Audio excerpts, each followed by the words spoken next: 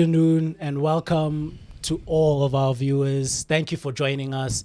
Welcome to the greatest podcast on earth, Layers of Kings.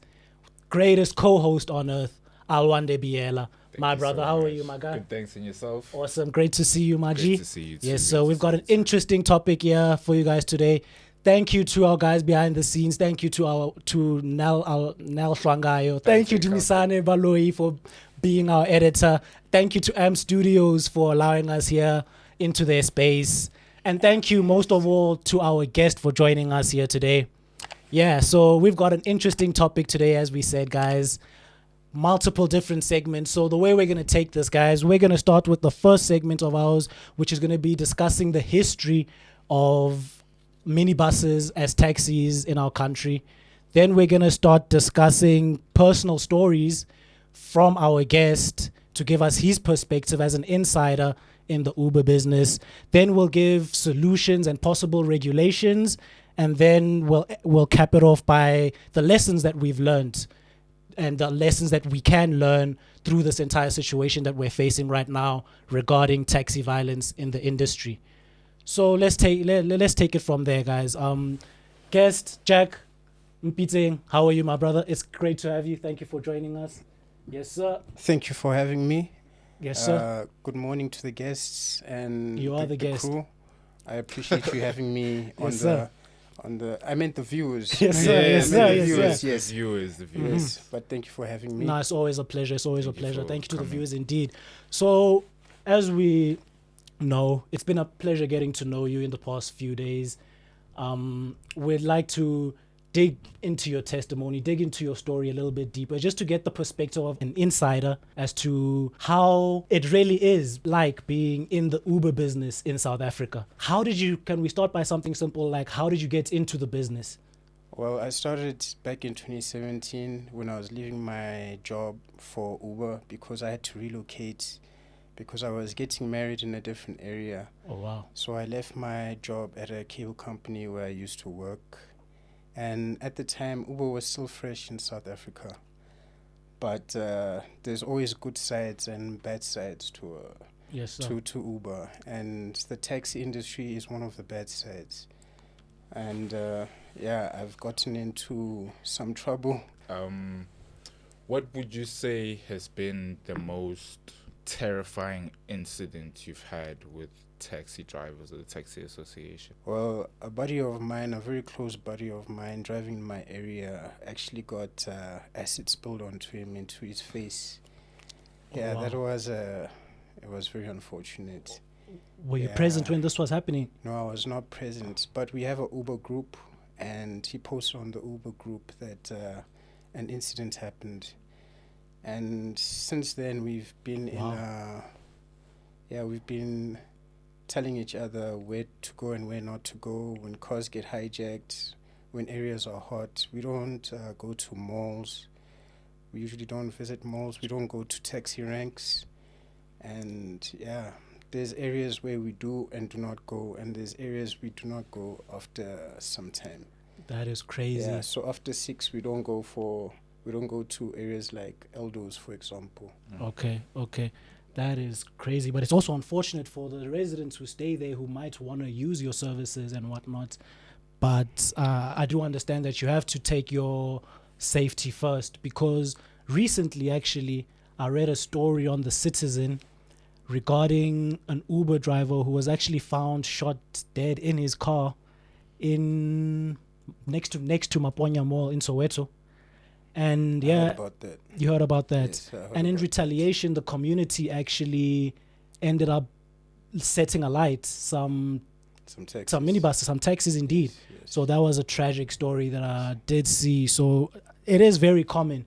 Violence is very common in this regard. So I want to ask, what do you think should be or could be done in a legal manner to Realistically, regulate the realistic- taxi industry specifically?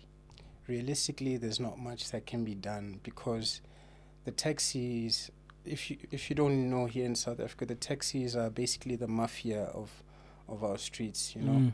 Even the government is afraid of them. Everyone's Wow. afraid of them. So you don't just do anything. For example, a couple years back, I was at church and I was picking up a friend that I know, and the taxis demanded 700 rand because they say that I was stealing their customers, even though I was off duty and it was just a friend that I knew. And they told me that I can't do that because I'm taking away business from them. It's okay if he calls me from the house and I go to his house, but if I meet him in the street and he's already gonna meet up with and he's already waiting for a taxi, I cannot just take him even if I do know him. So the taxis demanded money. I didn't have money on me.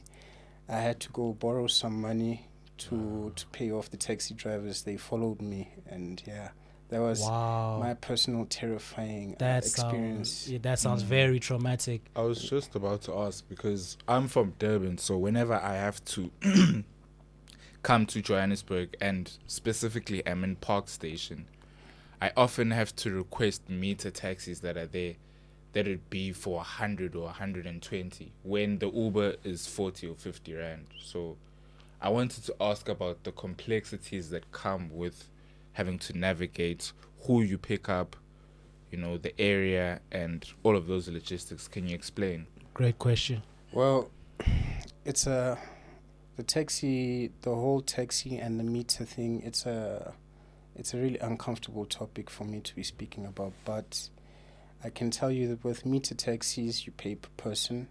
With Ubers, if you book an Uber, if it's, for example, I drive a Uber Go, you pay $40. Yes, whether sir. you're alone or with people, you've paid for everybody. So it's a competition out here. So we usually try to avoid minibuses and the metered taxis.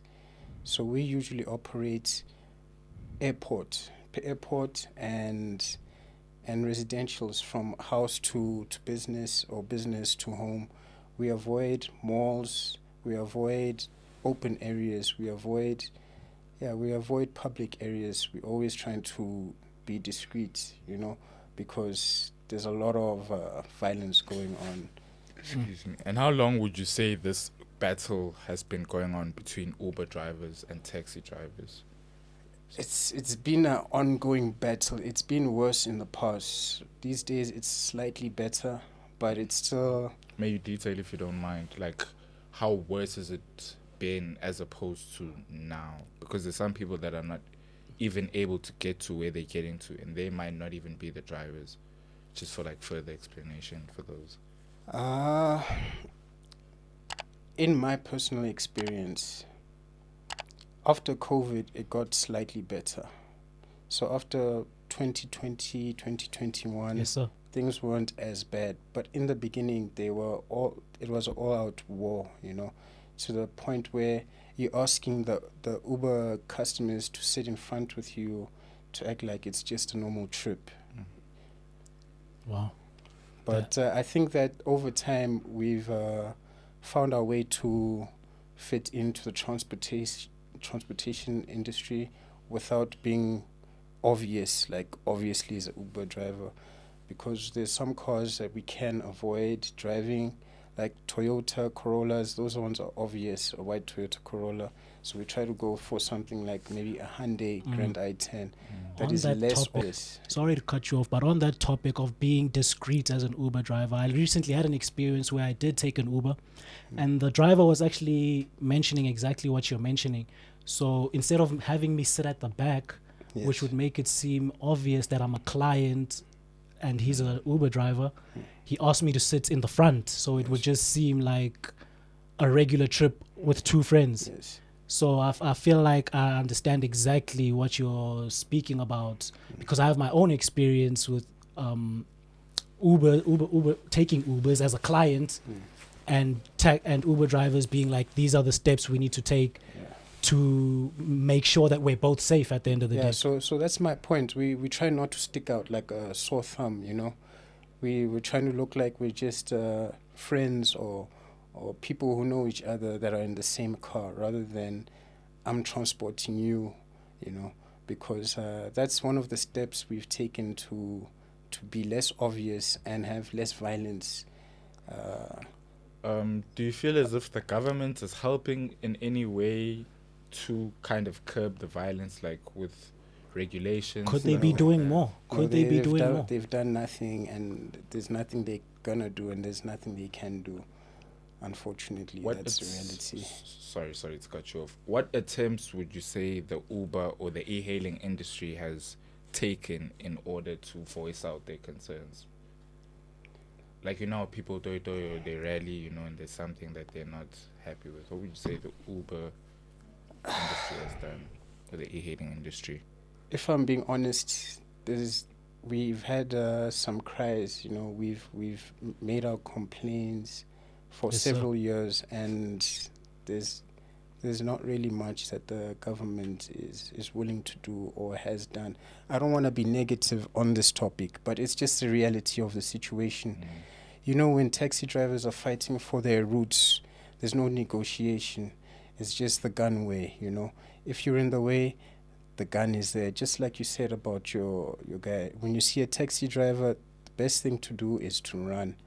If you caught dropping someone where you're not supposed to, or loading someone where you're not supposed to, they don't own it. But yeah. What advice would you give to younger people who are getting into the Uber industry in our country right now to maybe put their security first? What advice can you give them as steps to take as to not really get in the way and not really aggravate or agitate, maybe? I don't know if that's the right terminology, but yeah. Stay away from the minibus stations, the taxi. Okay. What do you call them? The ranks. Yeah, the taxi ranks. Stay away there. That's a death zone. Stay away from malls. Stay away from airports. Okay, I can't really say stay away from airports because that's where the big business is. Yeah. But I was about if I can say precautions, just stay in the groups. We have groups. Ask someone that might be in an Uber group, and stay updated. People will update you that, hey, there's just been a hijacking here, there's just been a violent incident here, and all of those things. That is the best way to keep yourself undercover, and try to avoid the popular Uber cars. Stay away from the Toyotas, the white cars, Try and take something unique. I know the Uber Black guys are less obvious. Try to get into Uber Black if you can, But otherwise, it's just precautions that you can take from a distance. It's not something that's guaranteed or something that the government can implement where they can say, Uber drivers, you guys have the right on this, and taxis, you have the right on Makes that. Because the taxi industry,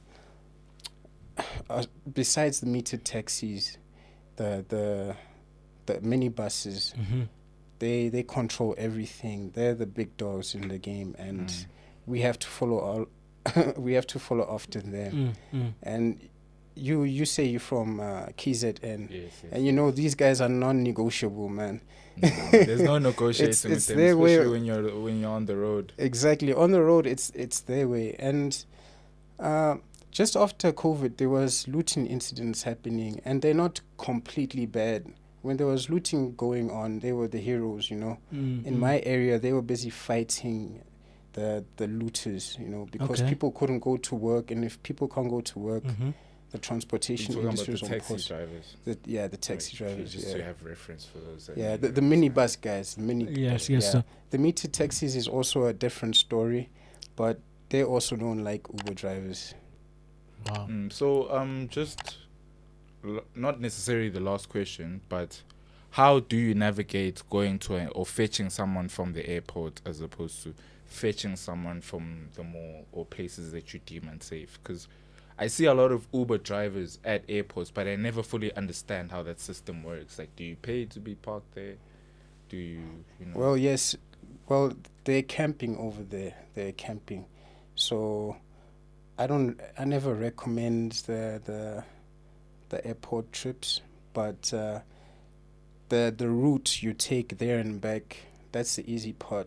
The hard part is picking someone up or dropping them off, because on the road you're not going to face much. violence. But when people see people getting in and out of your car, that's where most of the violence happens. Makes complete sense. Makes complete sense. It's really a tragic situation that's going on.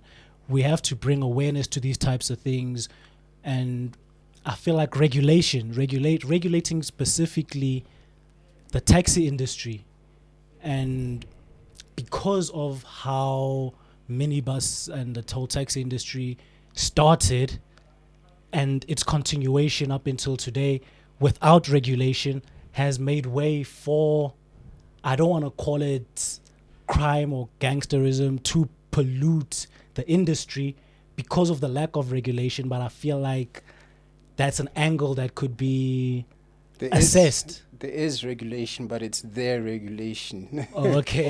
Because on the internet it says that there have been steps taken to regulate the e-hailing community, as well as, you know, licenses and stuff. So you're saying that that's just something that they've written on paper? Well, I in my personal experience, there hasn't been any laws put into ground, because when it comes to licenses, yes, Uber always makes sure that each Uber driver is up to date, their license plates are up to date, all of the documentation is up to date. Whereas the taxi industries, they can have a lot of cars that are not even roadworthy, you know. Oh, wow. And they can get away with it. But with us, I can't get an Uber call if my documents are not up to date, because they're uploaded before it even expires. They'll let me know. Uber know everything. They know where I am, how many hours I've been driving, and they'll tell me even if my battery is low, you know. Oh, wow. So there's no way I'm going to get onto the road if my documents are not even up to date. Whereas with a taxi, it's a completely different story. Yeah. As about, because some often get away, you know, with the papers not being up to The up Ubers. to date. The Ubers. No, I'm talking about the taxis. Yes, the taxis, yes. It's not as strict Yes. as, you know. Hence why you see them get stopped so often, because a lot of them will have cars that are not roadworthy, that are driving thousands of kilometers a day. Were you guys not in a well taxi maintained. today that was unstable? Yes. They were saying Yes. it. They were like, Yes, you yes, were it saying felt specifically, very good. I almost died. Yeah, was it was. It's I'm not not the trying to first put time. anybody on blast, but that is actually Yeah. true. Like the suspension on the car, you could guess, was not the loose. best. You could say not the best. My brother was driving on the dirt roads for no reason. Like who drives on the gravel When the just road is there. when the road is there? Open. To avoid two cars in front of him. My Oh brother. my But God. that's how it goes sometimes. But yeah, what we have to do. I mean, not what we have to do. What I want to say is, what are the lessons that we can learn from everything that's going on as a nation, as a taxi industry, As as a Uber commuter. industry, as a commuters, because we have hundreds of thousands, if not millions, of people on a daily basis using taxis. We have people using Uber as well for convenience sake. What do you think we can learn, and how do you think we should move forward with this to Amicably. better make the environment safe for everyone, really? I think it all comes down to one thing, and that comes to corruption, like every other industry and every other problem we have in the country, because it starts at the top. It starts at corruption, and the taxi is a billion-dollar industry in our country. And, you know, when it comes to money and corruption, whoever's got the money, unfortunately, a blind eye can always be turned. So, yeah, if we can solve the corruption problem, we'll be one step closer to be able to solving the Uber problem and all the other problems we have in the country. But until then, it's not going to be possible, because you cannot beat the guys at the top. Yeah. And so it's still going to take a long time before there's peace, before there's understanding, before people are able to travel without fear in their hearts, with their cars might be stopped. It's still going to be a long time. It's going to be a long-ass term, man. Yeah. gonna be a That's long, long unfortunate. That's It's really a reality unfortunate. of our situation. I can say we have to raise awareness, blah, blah, blah, blah, blah. All of those things are going to be ignored because it all comes down to the guys at the top, the big bosses. And who are the big bosses? The guys who run the corruption or who can at least feed the corruption, which All is... right. Sorry to interrupt you. Thank you for being with us today. Thank You're you indeed. welcome. Thank You're you welcome. indeed. Sharing your experiences as well. We're gonna take a little bit of a 2-minute break, just to drink water. There's no water. Yeah, here, I'm thirsty as hell. Yeah, so we'll be back.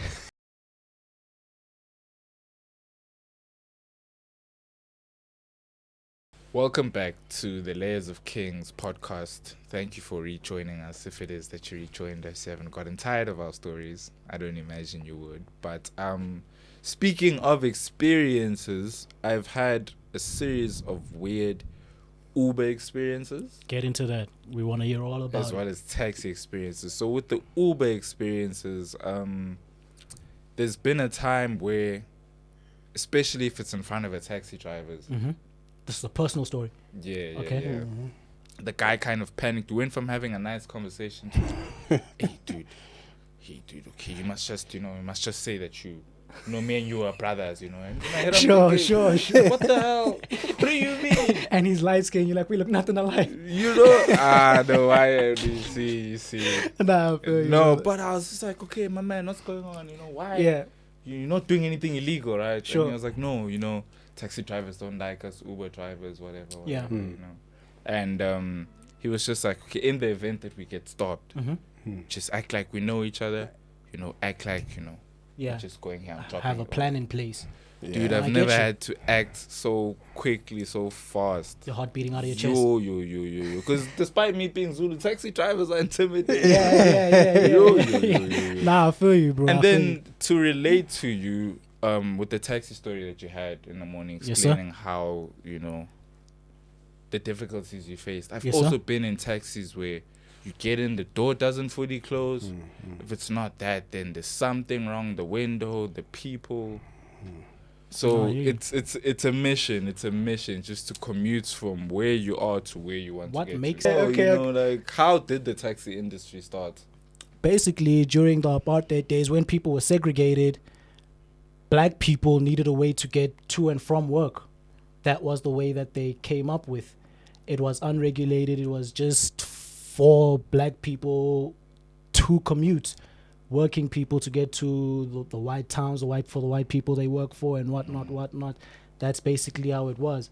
Ever since then, because not much attention was paid to the black community back then, so it just went unregulated, and it was just the industry as what it was. So you're saying it was a response to apartheid and how they were treating black people with regards to transportation, Exactly. and a list of other and a list Exactly. of other injustices. Injustices, yes, sir. Because I read somewhere that it was a response to transportation and the inability of black people to travel as white people were traveling. It is In a way, that could accessible be to- true. In a way, that is true as well. But I even read somewhere where it was like they had to resort to trains, sometimes wheelbarrows. Can you imagine That's crazy. having to use a wheelbarrow or to have to walk to work, and work is in a whole nother city and place? Nah, that sounds crazy. So you're saying it was a response to apartheid and these different laws that restricted black people? Yes, sir. That's how it came about. Wow. That's how it came about. That's how it became as big as it is today, and that is largely why it is still unregulated. We haven't went back to right the wrongs, if you want to put it that way, of the past. Regulate this particular industry that started at a time where no attention was paid to our people.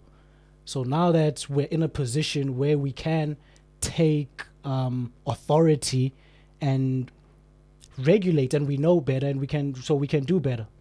So it's not that it was something that was born out of necessity in a way. It was literally born out of necessity. And then Uber is relatively new.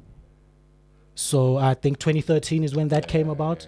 Yeah. Okay. As our guest said, you've been in the industry since 2017, maybe? Yes. So- Yes, so around about yeah. 2017. Yep.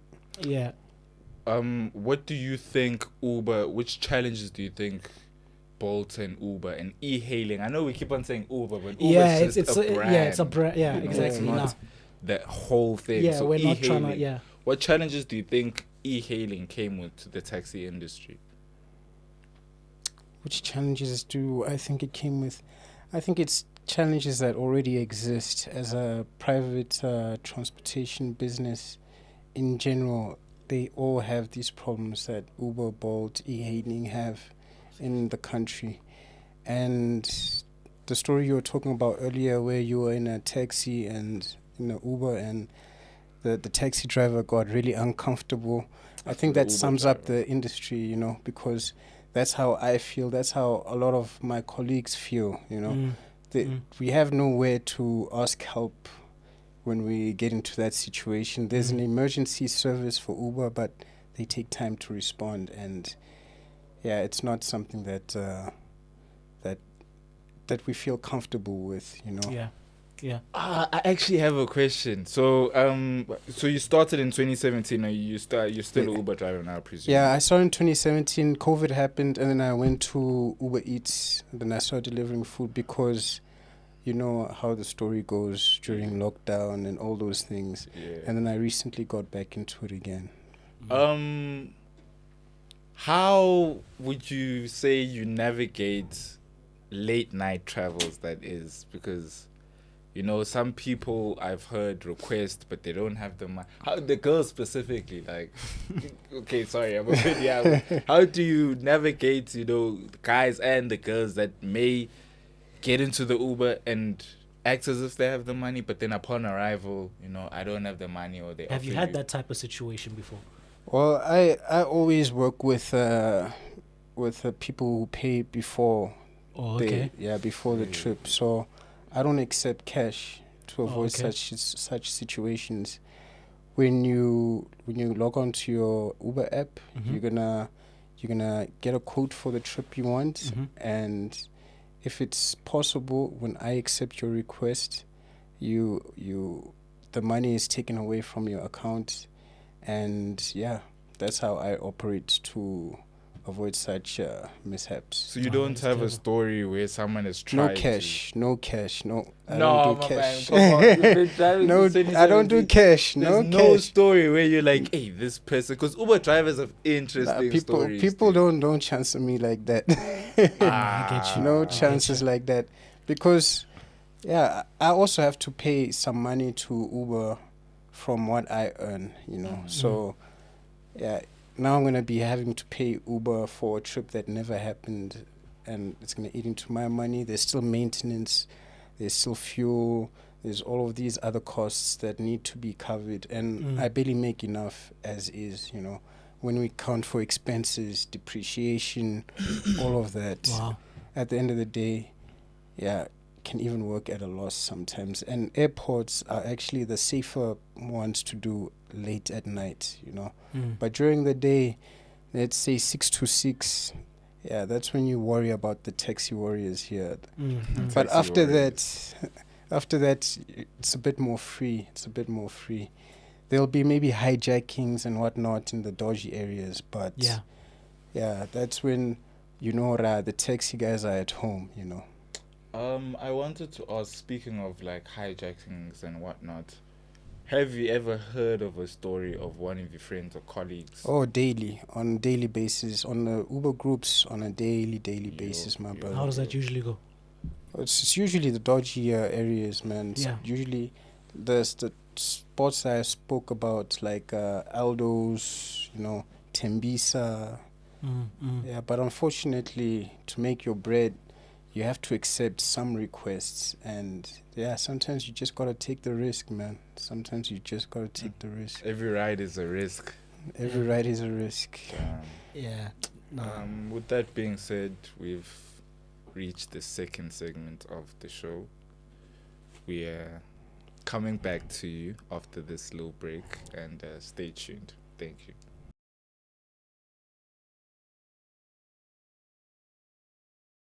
Welcome back to the Layers of Kings podcast. If you're still watching, then it must mean that our content is really, really. All it means is you're a real one, man. Hit the like button while you're at it. It's been very interesting, the topic we've talked about today, you know, the different problems or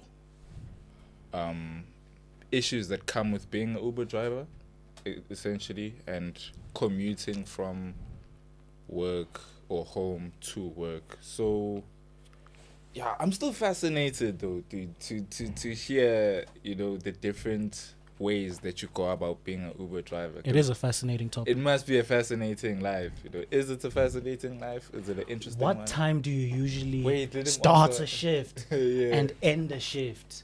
Well, it depends on my goals. It depends on the goals on the day and the season. Okay. So, for example, end of the month is very busy. Festive season is very busy. So I have to drive less, and I'll have to target different hours compared to when it's just dry 12th of the month, you know, during a July, you know. So yeah, it's a thing that's there's no schedule. It's it's a specific schedule, if I can say. So yeah, there's a lot of challenges being an Uber driver, but after a while, after maybe let's say 6 months to a year, you get a rhythm of the area that you're driving in and the demand and what time the demands will be, and that will determine your goals, you know. So I'll say maybe today I'm targeting 1,000 rand, and 1,000 rand of trips is, you know, 20 something trips, you know, as to compare to a different time where reaching that 1,000 rand is much easier, you know. So yeah. No, that makes It's a lot not of a sense. thing I can put out on the table. This is how it is, but it's an It's very experience. flexible. I wouldn't say flexible. I'd say it's dynamic. Okay. Yeah. Would you say it's easier to be an Uber driver, or do you actually miss being a commuter, paying 20 or 30 rand just to get to where you're going to? Do I miss? Do I prefer being an Uber driver compared to being Like in a taxi, in a taxi? as like, you know, going. So As a consumer, as a customer, I prefer the Yeah. Uber. Yeah. really, Yeah, because it drops Even you at with the the safety gate. It drops you challenges. at the gate. But sometimes, dude, you'd be wanting to go to the mall. Totally to the mall is 5 or 10 minutes away, and then it says 150 or 100, and you look there, the taxi is 25 rand. Yeah, but you just organize a few buddies and you reach your goal, and it drops you at the gate, you know. I guess there's advantages and Yeah, disadvantages, I won't because lie. with That the is true. Uber you can get drunk and go jump in an Uber, but with the taxi you still might get mugged or whatnot. So Yeah, that is a good point. That is a fair point. With that being said, I think we've reached the end of our show here, ladies and gentlemen. Thank you very much, Jack Mpite, You're for welcome. joining You're us. welcome. Thank you You're for your welcome. testimony. yeah, Thank you to my co-host and best friend Awande Biela. We're besties now. We're You ignored me the other day. When you ignored me, when Arsenal got beaten, you ignored me. Now we're besties. Bro, that's a topic for another day, but we'll get to that. Me and you are like this. Thank you to the viewers. Hit the like button on your way out. Thank you to our producer, Nel Hlangayo. Thank you to... Nel who? Bro, please say it. Nel Shongwane. Yes, sir. Yeah, yes, sir. Thank you to Dumisani Baloyi. Thank you. Thank you to AM Studios. Thank you to you guys as the viewers. Thank yourself as well. You carried the show. I pat myself Yeah, on the chest. well you know, done. you know what we do. We do this for the love of the game, guys. yeah. Please Peace. just make sure you blow my face, cause safety, you know. Yes, sir. Yes, sir. We got you. We got you. We got you, brother. We got you. Cheers, guys. Thank you for joining us. Peace. Yes, sir. Thank you.